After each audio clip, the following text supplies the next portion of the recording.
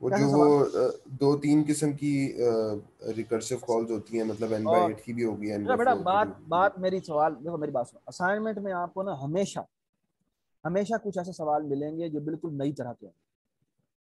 अब मैं आपसे एक्सपेक्ट करता हूं कि आप लोग मेरे से उस क्लासरूम में पूछेंगे जा। अगर आप नहीं पूछेंगे तो उसमें आपके 0 नंबर लगेंगे, और 0 नंबर लगने चाहिए। आपको अनसीन प्रॉब्लम मिलेंगे जिसमें आपको हेल्प चाहिए होगी, वो आप हमसे पूछेंगे तो हम आपको हेल्प करेंगे, नहीं पूछेंगे तो नहीं मिलेगा। इसलिए असाइनमेंट में हार्मोनिक सीरीज का सवाल था, जिसमें हमने वीडियो अपलोड की, वीडियो पड़ी हुई थी, लेकिन हमने नहीं बताया। हम चाहेंगे कि जब तक आप नहीं पूछेंगे हम आपको नहीं बताएंगे। ठीक है, तो मैं इसके बारे में भी आपको बता देता हूँ। यार चल यार, एक मिनट, ये फिर स्टार्ट कर गया। So let me have a, ये मैं अपनी प्रेजेंटेशन बना लेता हूँ। अच्छा जी, ये आपके सामने एक प्रेजेंटेशन है। तो let me make a duplicate slide. जी, सो सवाल है बड़ा अच्छा सा था, आपको पहले करना चाहिए था, लेकिन आप असाइनमेंट लॉस करके फिर पूछ रहे हैं। जी, यार क्या हो गया इसको? ये T n is equal to, let say मैं आपके सामने एक एग्जांपल देता हूँ कि ये है जी T n by 2 plus T n by 4 plus T n by, let say ये एन बाय 4 ही बाकी रह गया, तो मैं इसको एन बाय 6 कर देता हूँ। एन बाय 4 में से एन बाय 6 माइनस करो, कितना होता है?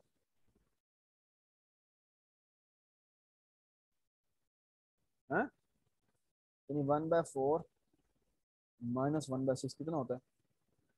ये हो जाएगा, एलसीएम कितना निकलता है? 12 एलसीएम है।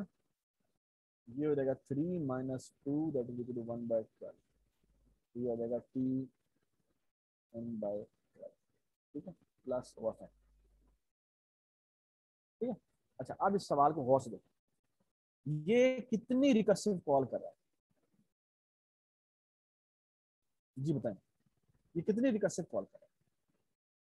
ये चार। 4 रिकर्सिव कॉल कर रहा है। ठीक है, अच्छा अब अगेन, जो हमारा रिकर्जन ट्री का आइडिया है वो कहता है भाई पहले स्टेप की कॉस्ट निकालो, दूसरे स्टेप की कॉस्ट निकालो। दूसरे की कॉस्ट क्या है? हर एक पे एन एन कॉस्ट आनी है, तो बेसिकली ये हो जाएगा n/2 प्लस n/4, ठीक है, plus n/6 plus n/6, 12, and that comes out to be n again. मैंने जानबूझ के n लगाया, तो इसका मतलब अगले लेयर पे कॉस्ट कितनी आएगी? n आएगी। ठीक है, ठीक है, कॉस्ट डिफरेंट डिफरेंट है, लेकिन टोटल समेशन कितनी आ रही है? n आ रही है। ठीक है, और आपको इतना पता है कि इस अगले लेयर पे भी कॉस्ट अगर n है तो हर लेयर पे कॉस्ट n ही होगी। You can actually test it. ठीक है, अब सवाल सिर्फ रह गया कि इसका मतलब हर एक कॉस्ट पे कॉस्ट तो n आ रही है, अब सिर्फ रह गया कि इसने कितने डेप्थ पे नीचे जाना है, and that is quite trivial to tell. कैसे? कौन सी डेप्थ सबसे पहले खत्म होगी, 12 वाली 3/12। या 2 वाली? 12 12 वाली। वाली है ना? तो इसका मतलब है दिस दिस ओवरऑल इसकी डेप्थ एटलीस्ट लॉग बेस 12 है, 12 है। और मैक्सिमम कितनी है? लोग है। मैक्सिमम है log log base base. 2 of n। तो इसका मतलब है कि इसकी जो कम्प्लेक्सिटी होगी वो omega of n log 12n है, और ओ ऑफ n log n है। और बाय द वे लॉग की बेसिस मैटर नहीं करती, ये एक जैसी होती है। क्यों? ठीक है, फॉर एग्जाम्पल मैं लिखता हूँ ना लॉग बेस 2n, और एक में लिखता हूँ लॉग बेस 10n। ठीक है ना, तो इन दोनों को ना कन्वर्ट किया जा सकता है। कैसे? कि बेसिकली लॉग का ना एक लॉ होता है कि की हो गया ना,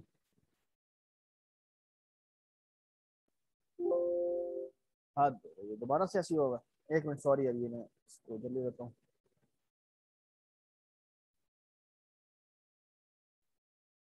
लॉग का ना एक एक लॉ होता है, और वो ये होता है कि basically,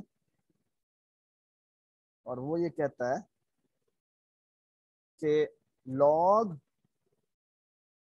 base A over B is basically equal to log of, मैं नई बेस डालना चाहूँ तो डाल सकता हूँ सी बी हो जाएगा, और लॉग बेस सी ए हो जाएगा। एंड दैट इज, अगर इस तरह आपको नजर आए तो इसको आप कन्वर्ट कर सकते हैं लॉग, ये सी है तो बेसिकली ये बन जाएगा क्या, ये बन जाएगा नीचे वाली चीज ए बेस हो जाएगी और ऊपर वाली ये हो जाएगी, ठीक है। तो आप बेसिकली आप, अगर मैं आपको फॉर एग्जाम्पल कोई चीज देता हूँ ना लॉग बेस 10n में, तो इसको मैं log बेस 2 में कन्वर्ट कर सकता हूँ। कैसे बोला, ये हो जाएगा log base 2n divided by log base 2 10, ठीक है। और log बेस 2 10 क्या होगा, सब कोई कांस्टेंट वैल्यू होगी, कांस्टेंट, फिर 1/3 पॉइंट समथिंग आ जाएगा time log base 2n, and in our own notation they are basically O of log base 2n, ठीक है। तो log base 10n is nothing but O of log base 2n, ठीक है। तो ये आपने रिकर्जन वाले रिकर्जन ट्री बन गया, ठीक है। अगर मैं एक और रिकर्जन ट्री बनाता हूँ, अब ये देखिए, लेट्स से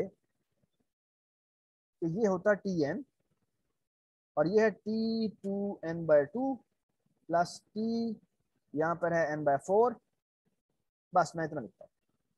आगे बेशक आप ये भी डाल दें 2n/6 डाल दें प्लस O ऑफ n, ठीक है। अगर आप इसको देखो ना, इस प्रॉब्लम को अगर मैं देखूं तो ये 3 रिकर्सिव कॉल हो रही हैं और इन 3 रिकर्सिव कॉल में n/2 है और n/4 है और n/6 है, ये दो। और इनकी इस लेवल की अगर आप कॉस्ट निकालें तो वो इसकी n बनती है, इसकी लेस देन n बनती है। अगर लेस देन n है, ठीक है, और वो ज्योमेट्रिकली रिड्यूस हो रही है, जो कि ज्योमेट्रिकली रिड्यूस हो रही है, तो इसमें क्योंकि लेस देन n है तो हम कह देंगे इसकी जो कॉम्प्लेक्सिटी है वो कितनी है, O of n, ठीक है। और अगर ये इंक्रीज कर रही हो तो फिर हम फंस जाएंगे। नहीं, फॉर एग्जांपल अगर यहाँ पर ये लिखा होता 2Tn, ठीक है ना, आप देखो वो मसला हो गया, इसका मतलब है अब 4 ब्रांचें जा रही हैं आगे, ठीक है ना, और इसकी वैल्यू बढ़ जाएगी, ये n से बड़ी हो जाएगी, ठीक है। अब ये क्या हो जाएगा, अब ये बेसिकली ग्रेटर देन n हो जाएगा। जब ग्रेटर देन n हो जाए तो फिर मसला हो जाएगा। इसका मतलब फिर हमें क्या करना पड़ेगा, हमें देखना पड़ेगा, हाँ भाई अब हमें थोड़ा केयरफुल रहना पड़ेगा, क्योंकि बेसिकली 4 के फैक्टर से ये इंक्रीज कर रहा है ना। डू यू एग्री, n/2 की 2 है ना ब्रांचेस, तो ये 4 के फैक्टर से इंक्रीज कर रहा है, तो इसका मतलब है 4 के फैक्टर से इंक्रीज कर रहा है। तो मैं अब इसको ओमेगा और O दोबारा निकाल के दिखाता हूं, कितने मैक्सिमम लेवल वो नीचे जाएगा,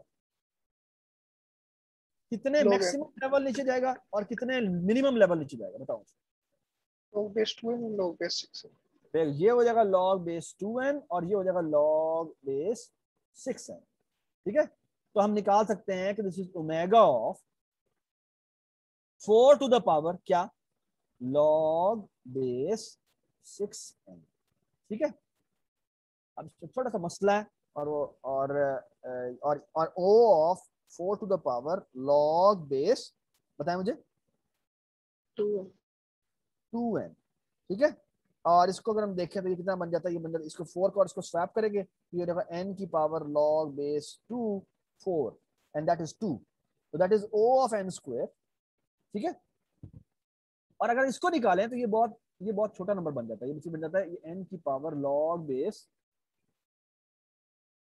6 और 4, और ये 1 से छोटा नंबर है, ये 1 से छोटा नंबर है, ये बात समझ आई।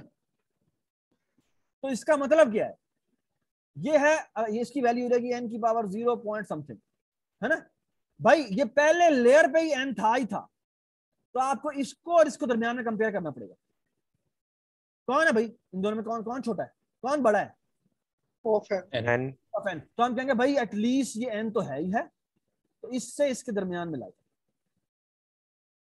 ये बात समझ आई, ठीक है।